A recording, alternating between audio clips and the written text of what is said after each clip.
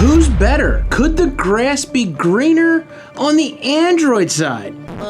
Of course the grass is greener on that side. What a fanboy.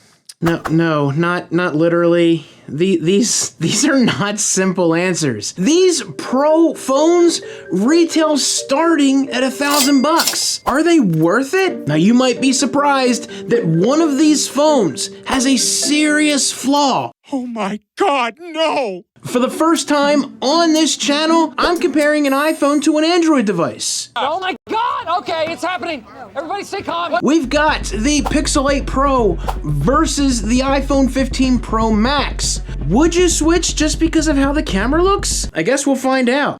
These first grouping of photos seem to line up pretty good on being able to spot the differences. Camera A looks to be a little bit warmer than Camera B with that natural look. Now, I've mentioned this before, but it seems like companies go back and forth from warm to natural look every year. That being said, it's easy to be able to edit right on the phone based on your preferences. The results for both of these phones, in my opinion, are really impressive. Nothing on either of these would make me say, I'm gonna pass on this phone because of this. Now, this last photo is a little bit of a twist here.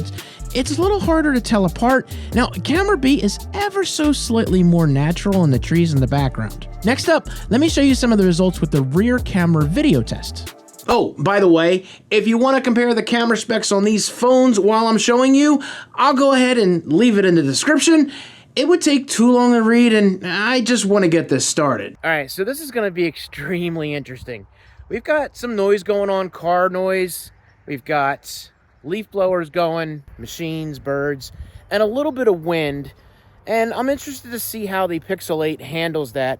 They do have a feature on their phone that allows for blocking out loud noises as the voice is trying to speak. So I'm interested to try that out. Both of these are shooting in 24p at 4K. They have standard stabilization on. Now, the Pixel 8 Pro has active stabilization, I think they call it active as well. And I don't have those turned on either phone yet. I'll try that out in a minute.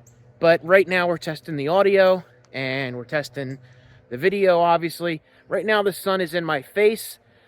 Let me go ahead and turn around and put that to my back and we'll see how that goes. Now, the way that I have this set up, I don't want to block the sun from the rig on one of the cameras because it sits back just a little bit on the setup here. So that's why I'm kind of walking like this. If I walk like this, it might block it out. And I want to give it the exact same settings for both of them. So cars going on in the back. What do you guys think? Both of these shooting in the same settings. I'm interested to see what this looks like after the fact. Let's switch it over to the stabilization and see what those can do. Now, going back and looking at the footage, I want to make two observations. Camera A does a really good job blocking out the background noise. Now, Camera B isn't terrible. You can still hear me loud and clear, but it's just a little bit more natural background going on, and that really does come down to preference. So, my second observation. Camera A seems to have a reddish blue tint to it, especially when the sun is hitting my face from behind the camera. Now, this is really noticeable when you switch over to Camera B. Now, it does taper off a little bit when the sun is down the other way, so it's behind us and it's not hitting my face. What do you see? Well, go ahead and leave a comment down below and let me know. And, of course, let's go ahead and check out some low-light photos. Now, as you can see, we're in a pretty dark setting and there's very little light going around.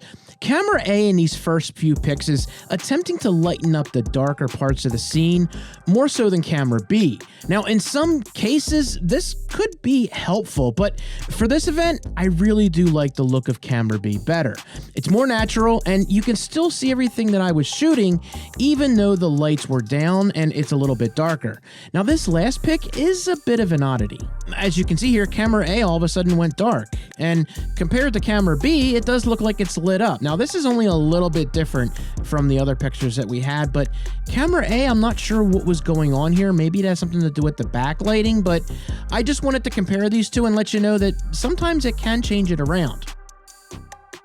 Okay, so let's test out the front-facing camera. The one thing I noticed right off the bat is how dark the screen got when I started recording on the Pixel. I don't know if that's something to do with the feature of it, Purposely, I don't know. I still feel like it's not as bright, and it's kind of tough to see. The iPhone is nice and bright, squirrel, and you know, it's just a little harder to see. Now, the other thing with the Pixel 8 Pro is it doesn't shoot in 24p.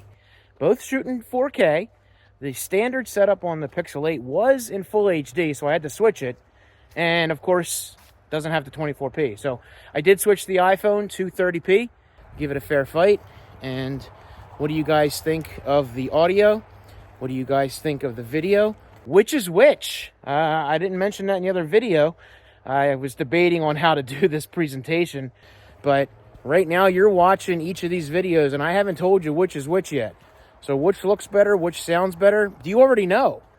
Go ahead and leave your guesses down below. I guess I'm gonna tell you very shortly. So we shall see. Now, I gotta say, I'm a little bit surprised with the results because it's a lot different than the rear-facing camera. Camera A is still blocking out some noise, but I gotta say it does sound a little bit more natural. Camera B has the same audio results-wise as the rear-facing camera. Video-wise, I gotta say here, Camera A is a little bit more natural in this test. Now, with the sun in my face, Camera B does seem to be a little bit more overexposed. The results are similar with the sun to my back. Camera B isn't as bright and it looks a little bit more balanced. Now, I gotta say, I think Camera A sounds and looks a lot better here. Now, let's go ahead and check out some of the fancy tricks that these phones can do. Let's check out a little bit of Slowmo, which I haven't done in a little while because all the iPhones are the same. Camera A here is doing its thing. I think it looks really good. And here is Camera B. They look good. I think they do a great job with the Slowmo here. I don't really have much else to say. It isn't something you're going to use a ton of, but I think it's pretty cool to check it out. I am back out here in a different location because I tried to do the action cam before, and for some reason on the iPhone it was zoomed in like big time. So we're gonna try it right now. The face is not smashed up against the camera. So here's the action. I'm not really holding this. I'm kind of bouncing it back and forth. We'll turn around, and I'm gonna go ahead and run back down here. Just kind of swinging my arms like I would run. How does that look? We're wobbling all over the place. So that's the action cam test. Much better focus this time when it comes to the framing from the iPhone. I'll talk about more of that in a moment. Eesh. Okay, real quick. Camera A doesn't look super great here. It looks washed out, and there's a lot of movement in the background. Camera B looks way better here. At the end, they both suck with the wind noise. You suck. Ouch. Okay, do you have your guesses in? Last chance. Camera A is the Pixel 8 Pro, which means Camera B is the iPhone 15 Pro Max. Were you surprised? Now, I was impressed with the front-facing camera on the Pixel. The low-light shots were a little bit different from what I do.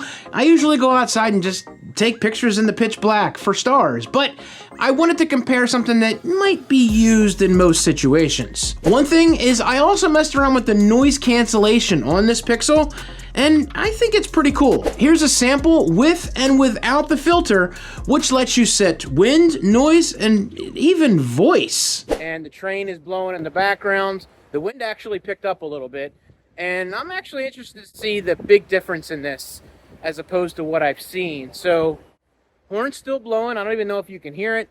The wind is kind of going right now. Really not all that. I think maybe like right now. Yeah, if the microphone's going to pick it up, it's picking it up right now because it's definitely blowing some wind there. So, you know, the iPhone is the iPhone. There's no setting. So what you heard is what you heard. So right now we're just looking at the Google Pixel. You have to admit that was pretty cool. Now, if I did a little bit more adjusting, I could get it to sound a little bit better, but not bad. Oh, and a thing that I mentioned at the beginning of the video. That one of these phones has a serious flaw. Yeah, that. It involves the Pixel. Now, when these companies walk out on stage, they talk about all the improvements and how everything is so much bigger and better. And now, we test these devices, and sometimes we find some things that just can't be overlooked. You saw the photos. They looked absolutely awesome. A great camera with a 15 megapixel sensor that combined with the software really steps up the game. Except when you have that 50 megapixel enabled, you have to hold the camera still for 1 second before the picture is taken. Oh, come on! That's a thing. Yes, I did some looking around to make sure I didn't have something turned on that needs to be turned off. There's a lot of people that think the same thing. Now, there is one commenter, and I'm guessing what kind of phone he uses, says that's not for casuals. It's a pro setting. You sure about that? You sure about that? Come on. This is not acceptable for a $1,000 plus phone. Now, Apple has its issues as well. Right now, one of my biggest things is the RAW Max disables when it feels like it, and you have to turn it back on. Now, Apple could fix this with a software update. I don't know if Google can fix this. I mean, maybe. Now, if you're looking at a phone strictly for the camera, I gotta say pass. Or wait to see if it is fixed. It's a shame because this is not a bad phone at all. Are you still looking for gift ideas for that Apple user? Go ahead and check out these videos right here. Don't forget to hit that subscribe button, ring the bell so you won't miss my next video when I post it. It's gonna be crazy. See ya.